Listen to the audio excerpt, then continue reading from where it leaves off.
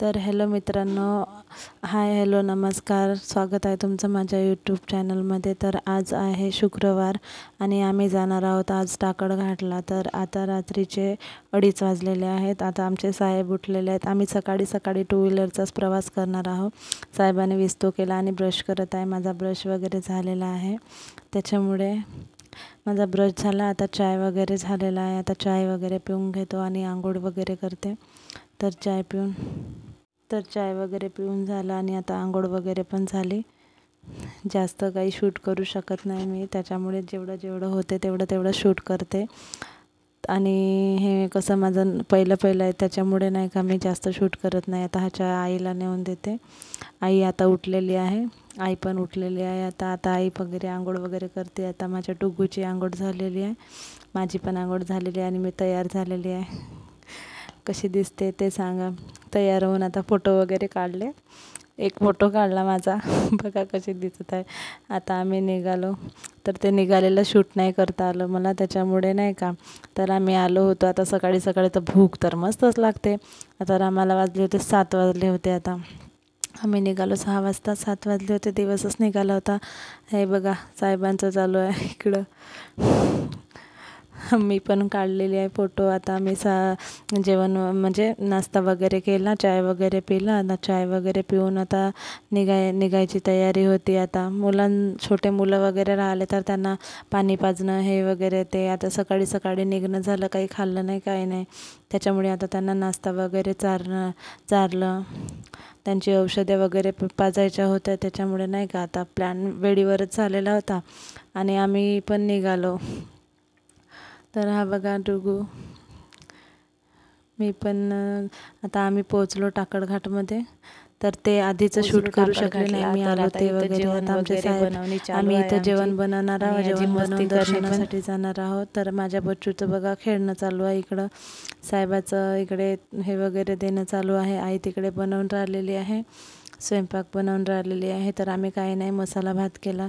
इथं किती महाग मिळते, काय म्हणते हे जे कॅन वगैरे आहे ते आपल्याकडे 25 रुपयाची मिळत असेल तर इथं 40 रुपयाची आहे। आम्ही 2 कॅना घेतल्या होत्या।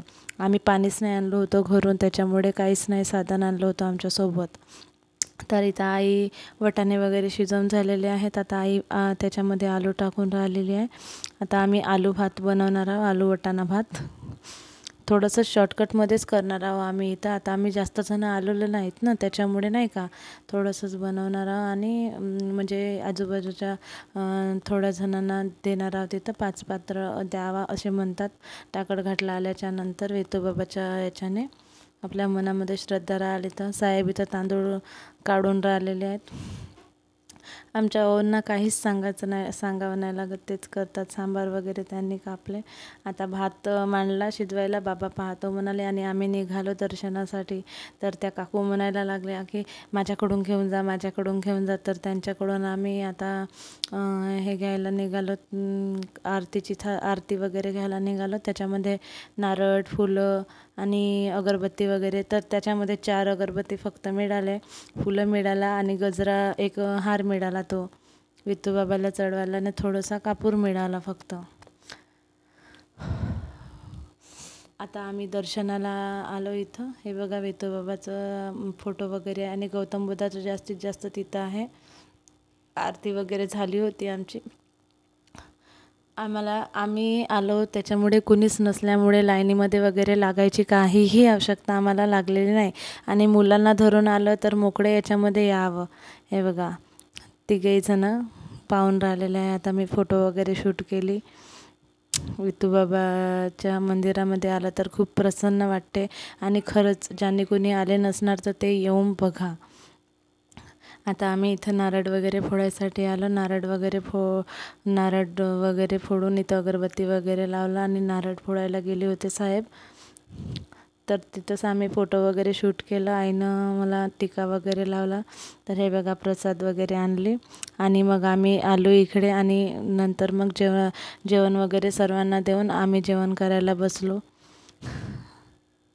तर खूप जणांना जेवण वगैरे दिलं आणि आमचं उरलंच नाही, आम्हाला दुसऱ्याला कुणाला द्यायची हे म्हणजे काय म्हणते, आम्ही 4घच जण होतो पण इतका गंजभर भात बनवला होता तर आमच्या जवळच तर कसा वाटला ब्लॉग हे कमेंट्समध्ये नक्की सांगा आणि थँक्यू, धन्यवाद. सबस्क्राईब